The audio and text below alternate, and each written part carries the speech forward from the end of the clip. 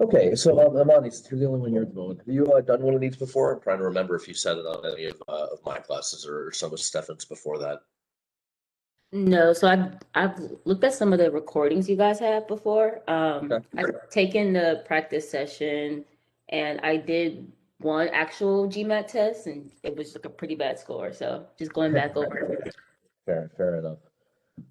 How confident are you feeling with the reading side of things? I definitely need to like brush up on all of like the general English, like subject verb agreements and adverbs and all of the detailed nuances for sentence correction. But for reading comp, it's just kind of being able to understand the information and get the main idea and then like help justify, the argument or so on and stuff like that. Gotcha. Hello, Carcass.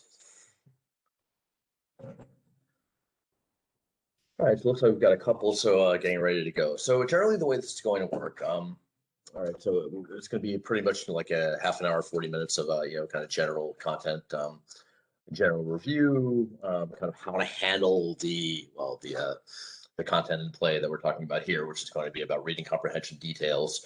If there's only, kind of one or two students in the class, it might be a little bit more tailored, towards kind of your specific questions and things like that. If there are, say, five or six, that'll be kind of more of a general lecture kind of thing. But what I want to do is kind of lay out kind of how to handle, how to think about reading comprehension, kind of what they're looking for. We've had a couple of reading comp sessions in the past, which you may have seen. The last one we did was more about kind of how to handle kind of structure, logical flow, kind of the global questions, how to read actively. This is going to be more about how to handle the detailed questions. So let's review a little bit about basically what reading comps are and how they're handled on both the GRE and the GMAT. All right. So essentially, reading comprehension questions, this is important. They are simply exactly what it says. They're purely about reading comp. All right. So the idea is that you are not meant to come away from it with any kind of, greater knowledge. You're not doing English analysis here or anything like that. What you are looking for is basically, whether or not whether or not you can answer a straightforward question. All right. Generally, there's going to be one or two maybe global level questions, and then there's going to be a whole bunch of detailed questions. And when we talk about the detailed questions, those are the ones that they might refer you to a specific concept.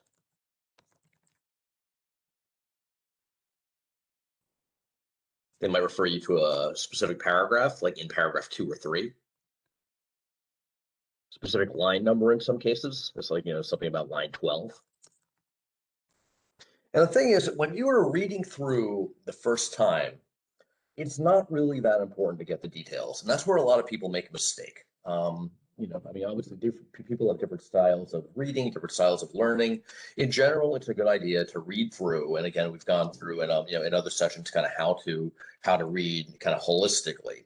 But the thing is, upon first read of the passage, it's not that necessary to know what the details are. You want to know kind of where things are.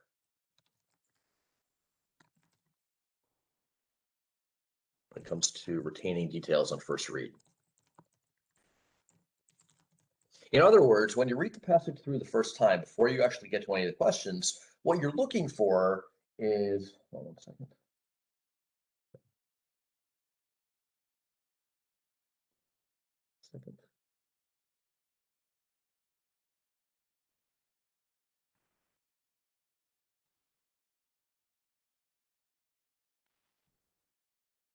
What you're looking for, is basically, hold on a second here.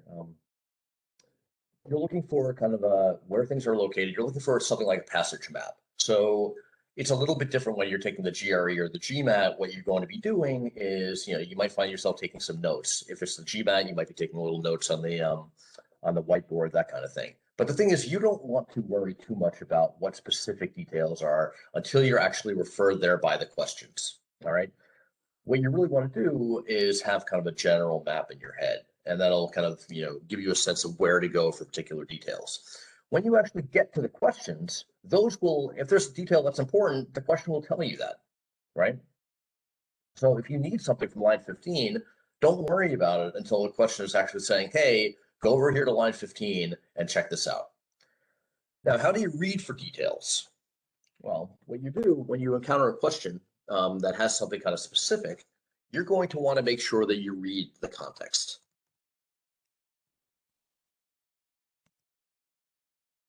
Now, how much context are we talking about for a particular detail question? Generally, I would recommend for these for both GMAT and GRE, generally I'd say probably 1 to 2 lines above and below the question. Because one way that they'll try to catch you out is they'll try to kind of misdirect you. Like, for example, if you haven't read enough in context, it might be easy to respond to a question with something that is not quite relevant to the topic at hand. All right. So you really want to know that you know what the detail is and how it's being framed. All right. In other words, get all the information that you can about that particular detail. All right. Detailed questions will often, not always, will often be about function.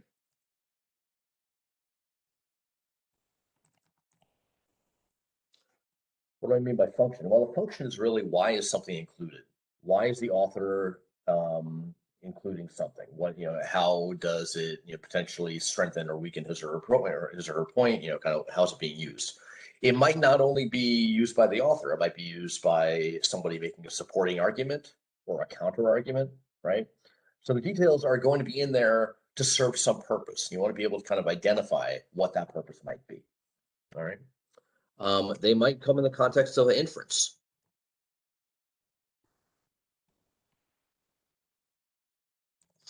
If you're trying to infer something, you might have information that's given you by the detail, but there may be something that is potentially obvious but not stated directly in the passage.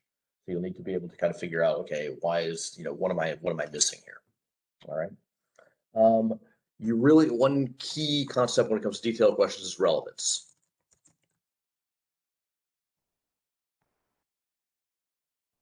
So you want to make sure that that whichever answer choice you suggest and the corresponding part of the passage where you find it are all relevant to the question at hand. All right, you don't want something that's slightly off, or that's kind of answering a question that they didn't ask, or is attributed to a different point of view than they're actually asking you about. All right. Another thing that you can do with detailed questions, you can almost if you see a concept that could be that involves maybe a long or unfamiliar term or word or phrase, you can kind of almost scroll, zoom out a little bit and don't kind of scan the passage to see where that concept shows up, almost as if you're looking at, say, like a painting or something like that. So if there's like an unfamiliar scientific term, then you kind of scan the passage quickly until you find that term, then kind of zoom in, so to speak, with your eyes, and then kind of read the context to see what it's about. All right. That said, let's go and take a look at a couple of examples here. All right. I'm going to start out with a GRE passage because a bit convoluted, and it's a pretty good one as well. All right. In general, I would say for a passage of about this length, this is true of the GMAT as well.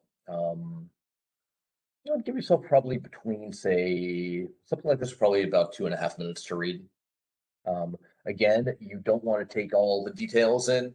It's not all that important, but you do want to make sure that you kind of understand where things are structurally. All right. So I'm going to give you maybe let's take a break for about 2 minutes. I'm going to pause the recording and just have you scan through this passage. All right. You can see it, right? The Maitland one.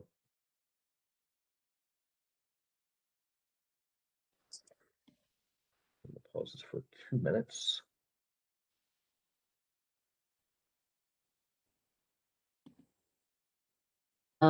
Just kind of like a general explanation from this historian on why a certain legal matter hasn't been readily available or been evaluated so much. Right. So essentially, why do we know more about criminal law than we do about civil law, right? Yes.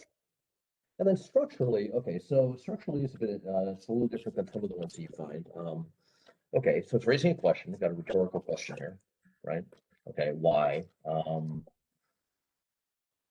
We basically have some back and forth. He's kind of raising a couple of potential rationales and then kind of evaluating each one without actually coming to a specific conclusion on his own. All right. So what do we have? It's like, okay, so we've got the question which is raised here. All right, which is, okay, why do we not understand all that much about civil law? Right? Okay. And then we have some information about the structure. It's like, he's offering one reason. Okay. But then we have this word yet, which is the direction changer. All right. Then we've got another reason, right? Then we've got the word but. All right. So basically, the way this is set up is that, okay, before we even get to the details, it's like, well, okay, we're raising a question about why we don't know all that much about civil law. Okay. Then we're raising kind of one possibility. It's like, well, okay, what about the formal system? But then kind of knocking that down. And then doing the same thing in the second part here from 15 to 25, but not actually coming to any kind of particular conclusion, which you could imagine might happen if this were, if this essay were to continue. Now, in terms of details, what kind of details are in here? Things that may be asked about at some point. Well, what do we have here? We've got time periods, right? 16th to 18th century. All right. We've got kind of the formal system aspect of things, right? We've got a list of different types of members of society. These kinds of things may be asked about. So it's a good idea as you're reading through to maybe kind of like sort of take some note of things that might be asked about. But again, it's not important to kind of know all those details. So we don't need to know that the people involved, artisans, merchants, professionals, shopkeepers, and farmers. But it is helpful to recognize that at some point in the bottom of the passage, we do have a listing of people who happen to show up in society. Because once we're actually asked about it, then you can go and refer that. And, having a passage map, whether it's sort of written down or whether it's, kept in your head, that can be helpful. So let's go and take a look at some of these here. First question. Moves over here and get larger.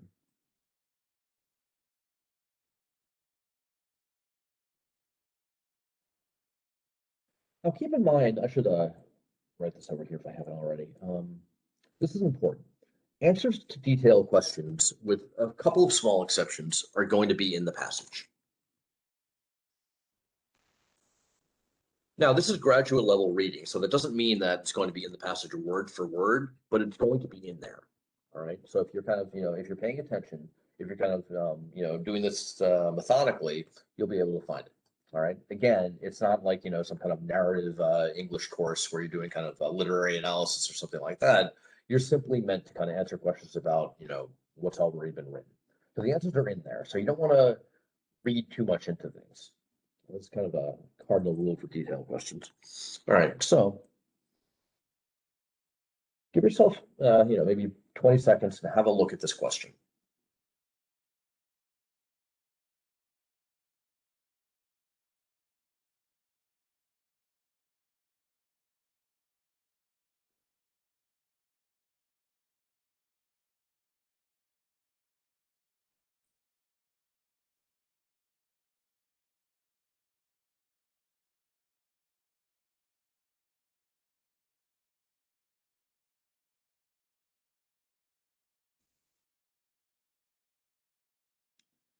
And if you have any potential answers or things that you're ruling out, and we're going to go through all of them anyway, but let me know what you think it might be.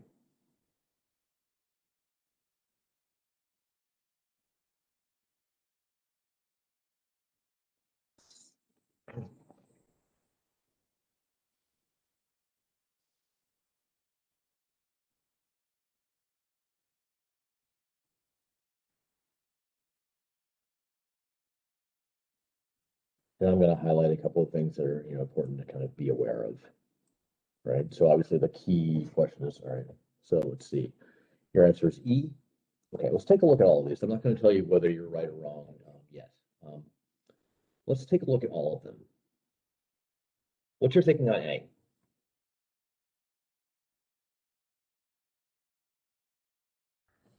I don't recall being intellectual interests. I guess kind of seems opinionated. Yeah, there's a lot of some editorializing there. They will sometimes do that. They will sometimes misdirect you by putting in, something that you might think that you can draw from the passage, but you can't actually. It's like, oh, you might find that it's more intellectually interesting, but there's nothing in there that actually says that, right? So yeah, rule it out. You don't want to bring in any kind of, outside sentiment or information or anything like that. B.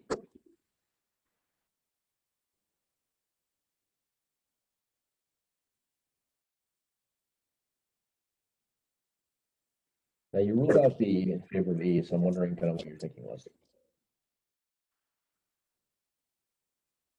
I didn't recall seeing anything as far as being study more thoroughly. I know they said something is about the availability of it though.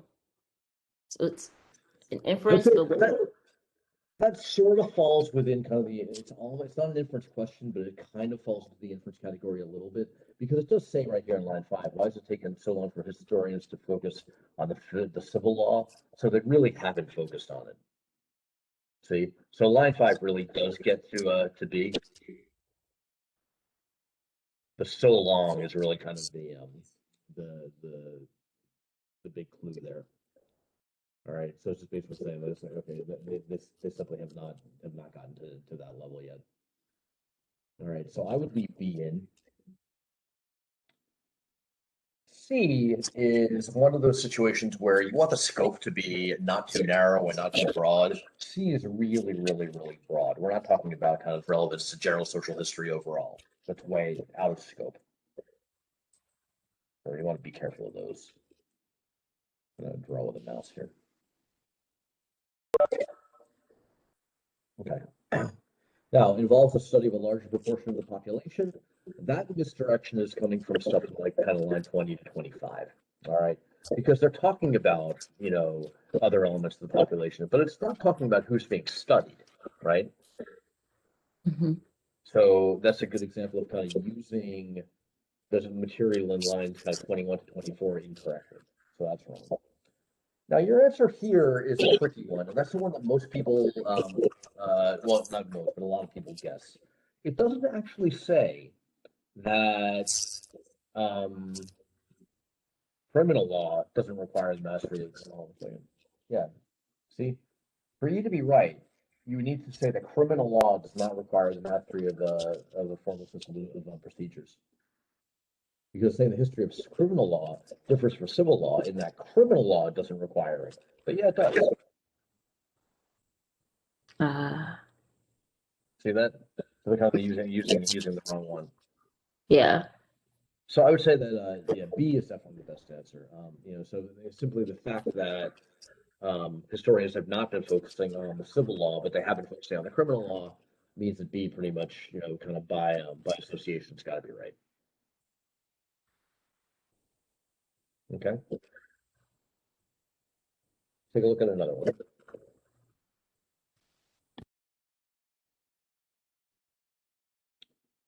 I'm gonna move this away so that we can.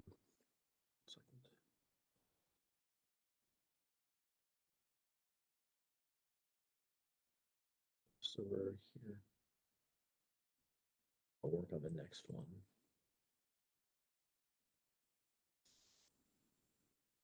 Also, something to keep in mind, since I know you mentioned that you're taking the GMAT. For the GMAT, I would say overall, generally you will have when you've got passages of the shorter ones, kind of maybe this one, they're a little bit longer.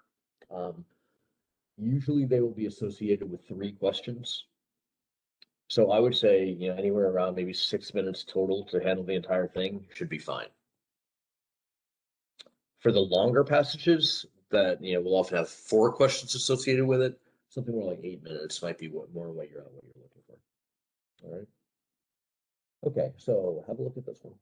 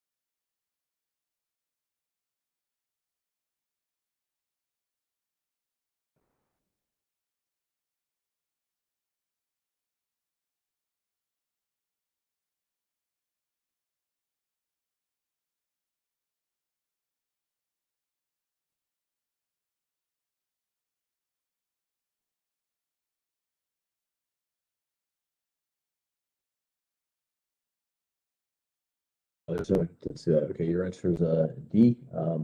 Yeah, D is exactly right. But again, let's take a look at some of the incorrect ones to see why they're wrong. A is a bit of editorializing. Was the story just are probably correct? No. B, it's not really comparing the civil to the criminal system in that case. That's not why that's being used. C,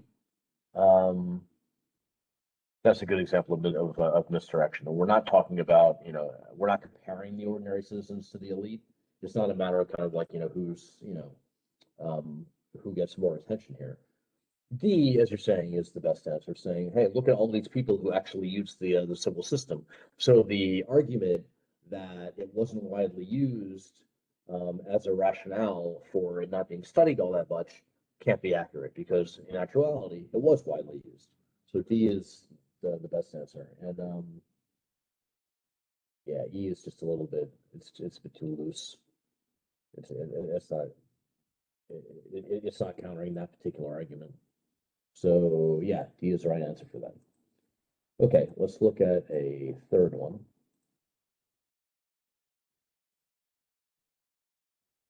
Let's see if I can keep the text and my question on screen. Maybe not. Yes, I can. Right, so do this.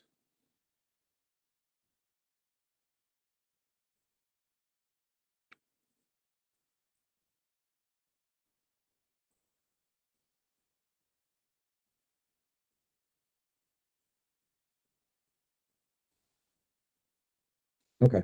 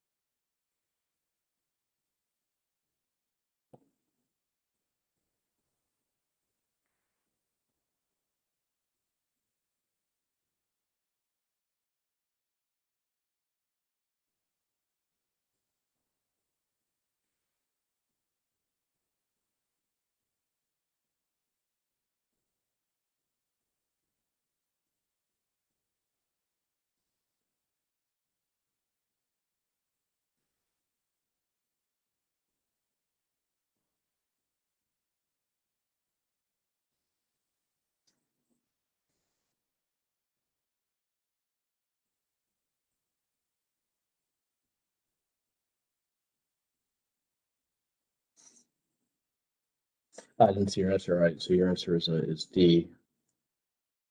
Okay. Let's take a look here.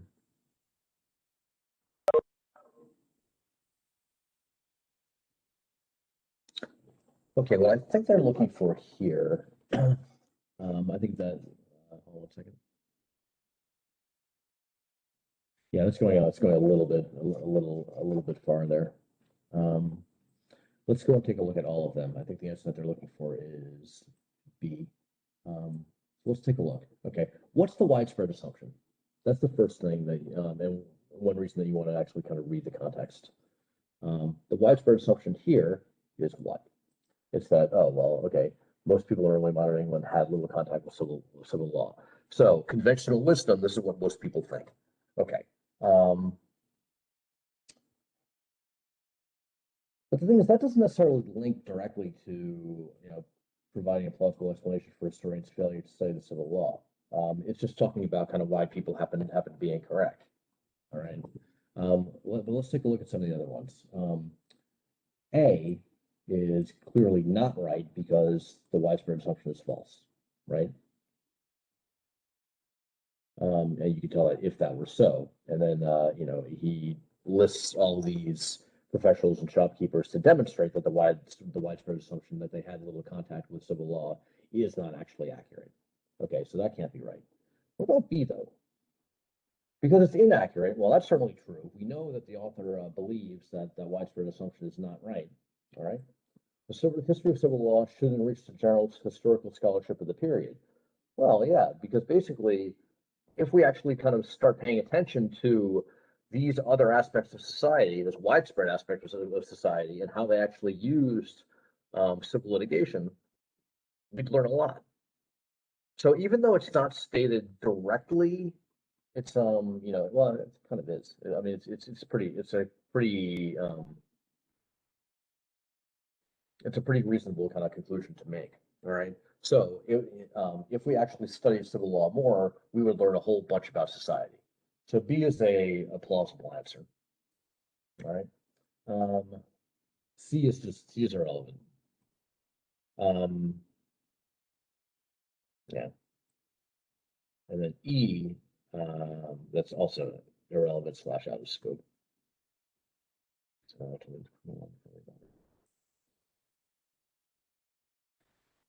okay.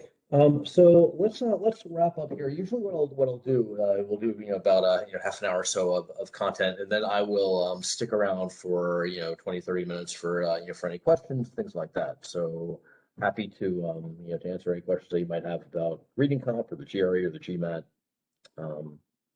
that you might have. You mentioned a little bit as far as kind of like short passages spend 6 minutes, or longer passages kind of like an 8-minute time window. Is that kind of like including the 2-3 minutes or what have you to read the passage first, or kind of like what are like test taking skills? Yeah, exactly. That's the entire thing. So I mean, there may be some exceptions, but generally in the GMAT, when you see a something that's like maybe say I mean, you can generally tell when something is like a short or medium length passage. So I would say for something like a shorter passage about this length, I would say give yourself maybe for the GMAT, maybe 2.5 minutes to read and you may find yourself way ahead of this, which is fine. 3 or so minutes for the questions,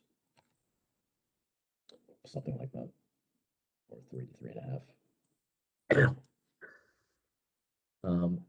That's for the shorter passage. Now, again, this is for the clearly reading comp ones. This is not for critical reasoning. That's a different kind of question. But for these things, so for the short reading comp questions,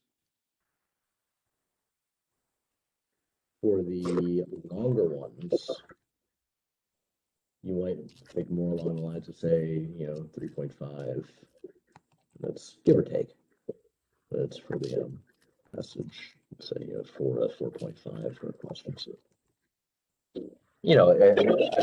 Again, like you might find that you're you can be a faster or slower reader, so you can kind of modify this. But in general, you're looking at kind of six minutes for the shorter ones, 8 minutes total for the longer ones, give or take.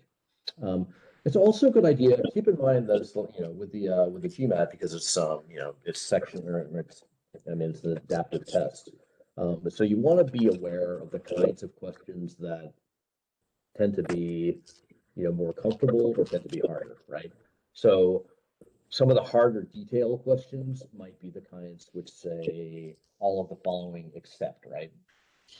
You've seen those kinds of things. So you'll be able to spot which detail questions are easier or harder. So if you see something like which, obviously like this, all of the following items are true, except these are designed to take a little while longer, because the thing is, you really need to kind of hunt through the passage to figure out which ones are actually in there. So you could, if you're averaging, say, like 1.5 minutes per question, you might find that something like this might actually take you more like 2 minutes, or even a little bit longer. So keep that in mind as you're kind of adjusting for timing and things like that. Also, keep in mind that you want to be strategic about kind of how, when, and which questions you answer. All right. You can miss a lot of questions and still get an extremely high score, right? You can miss, well, it depends on the test, but you can miss a number of them and still get into, into the 700s. So at some point you might be like, okay, I'm not comfortable with this, this particular kind of question, and I'm just going to move on. Now, you can't do that with an entire passage. If you were taking the GRE, you could say, all right, I don't like this reading comprehension passage. I'm going to flag all 4 questions and then come back to it at the end. You can't do that in the GMAT, unfortunately, because once you hit a question, you can't come back to it. But you can determine which ones you decide to kind of cut off after a minute or so because it's not going your way, and which ones you're going to spend a little bit more time on. All right, and this all gets into like your timing practice. And I also recommend that maybe if you're here via their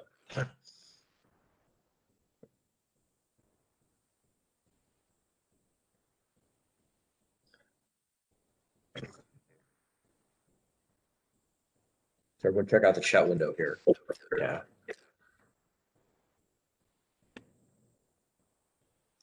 Another great thing about the GRE Prep Club are the question bank filters, which I think have been updated recently. So you can select the different kinds of reading comprehension questions that you might like to practice. It's a really, really, really good resource.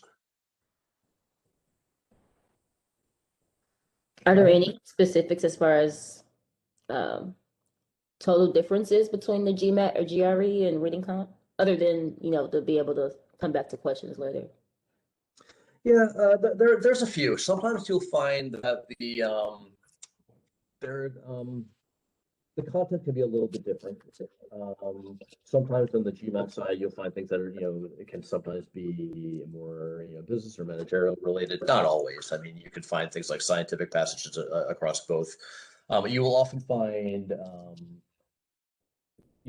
things that are in the, you'll probably find more on the humanities front on the GRE, a little bit more.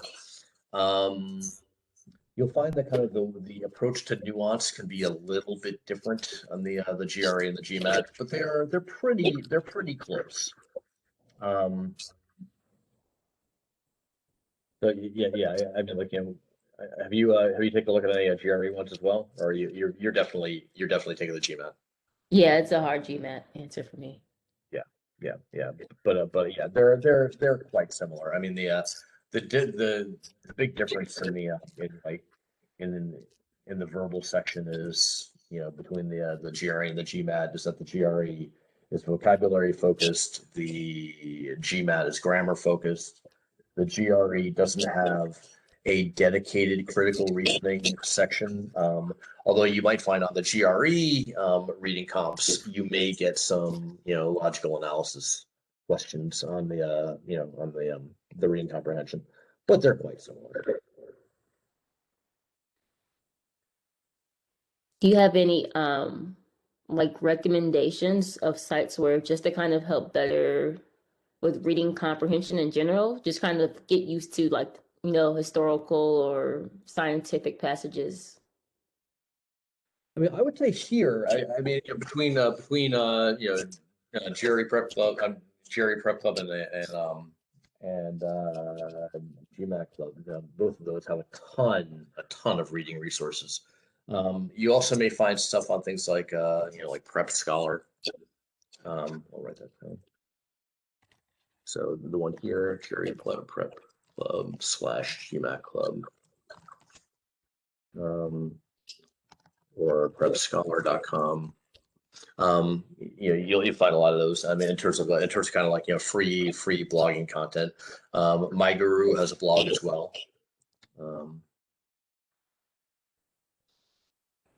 So yeah, there are a number of things out there. I will also give you my email address. So I'm happy to kind of send you additional resources that put this down. So my email is this. Actually, this one. Are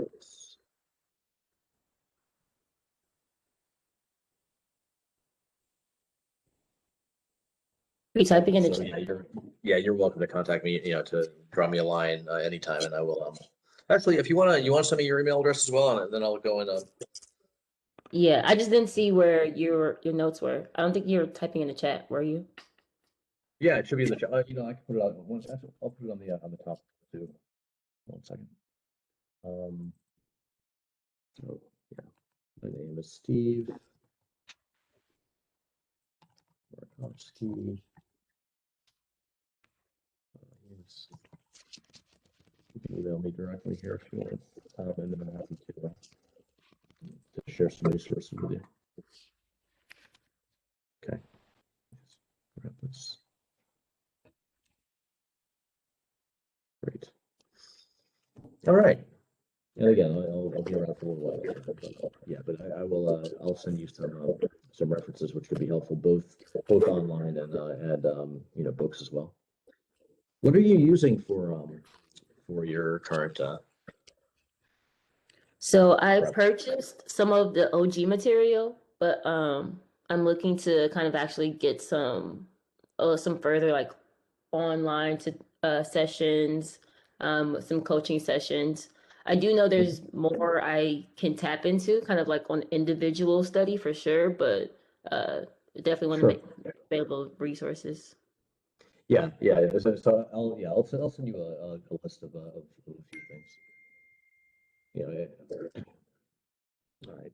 Yeah, sounds good, because I mean there's a bunch out there. There's a lot of good quality content. Oh yeah, it's like content overload for sure. Yeah.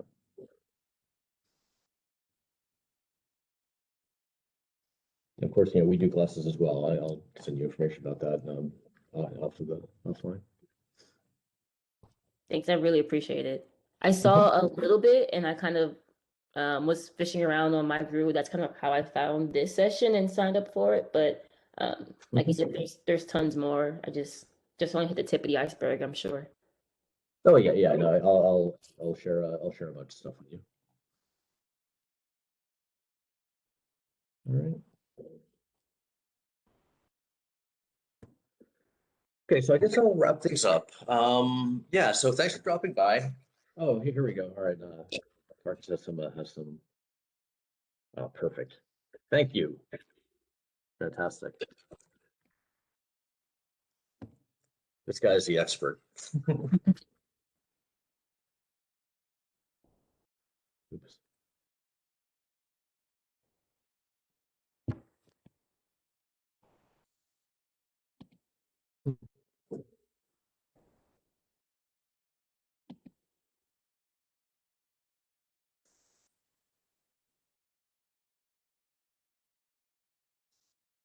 Okay, I'm going to, what's about 11:15. All right, so I'm going to cut out. So thank you, everybody. Thanks for dropping by. And yeah, so I think that ends the current set of online courses. There may be more coming up. And you'll see them posted if they are. Thanks so much. Sure thing. Have a good day. You too.